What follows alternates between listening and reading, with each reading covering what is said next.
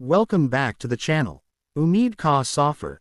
Today, I bring you a story that is as haunting as it is beautiful, one that lingers in the mind long after the last word is spoken, a tale called, She Waited by the Red Door.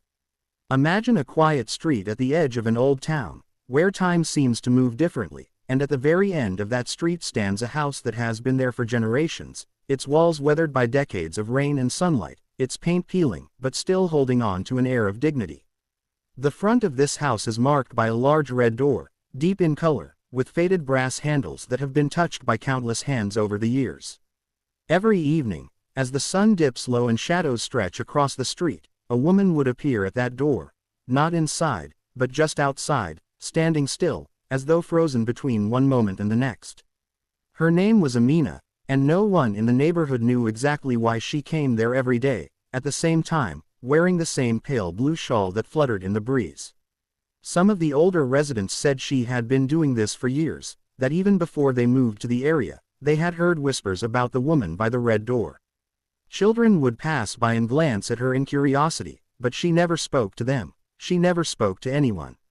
She would just wait, her gaze fixed on the horizon, as if expecting someone to appear around the corner.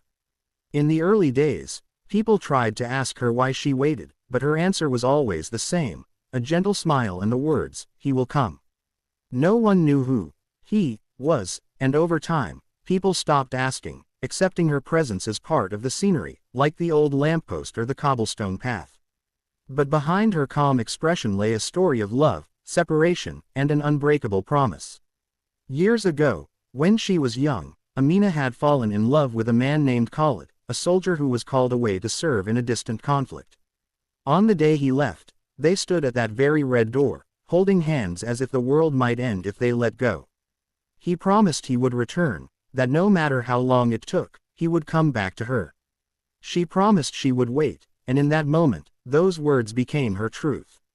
Months turned into years, and letters came less and less often, until one day they stopped completely. Most people would have accepted that he might never return, but not Amina. She believed in the promise more than she believed in anything else. Every evening she would stand by that red door, her eyes scanning the street, her heart listening for the sound of his footsteps. Seasons changed, neighbors moved in and out, children grew up, but Amina remained, unwavering in her vigil. There were times when the wind would carry voices from far away, and she would turn quickly, thinking it might be him, only to find an empty street.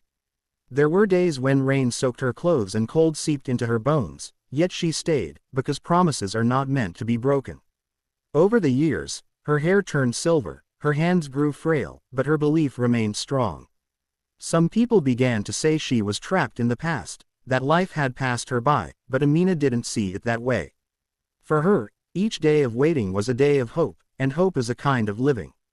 She watched generations of families pass through the neighborhood. She saw young lovers walking hand in hand and thought of her own youth. She heard laughter and music from weddings and celebrations, and though she was not a part of them, she felt connected, because she too was living a love story, one that had simply paused mid-sentence. And then, one evening, long after most had given up any thought of Khalid, the sound of slow, uneven footsteps echoed down the street.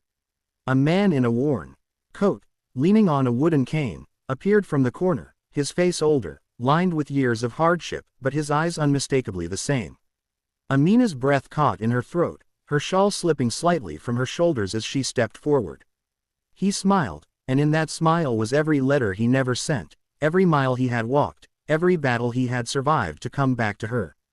They stood there, by the red door, not speaking for what felt like an eternity, because some reunions need no words.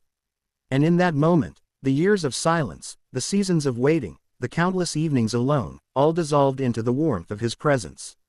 The neighbors watched quietly from their windows, and for the first time in decades, they saw Amina walk through the red door, hand in hand with the man she had waited for all her life.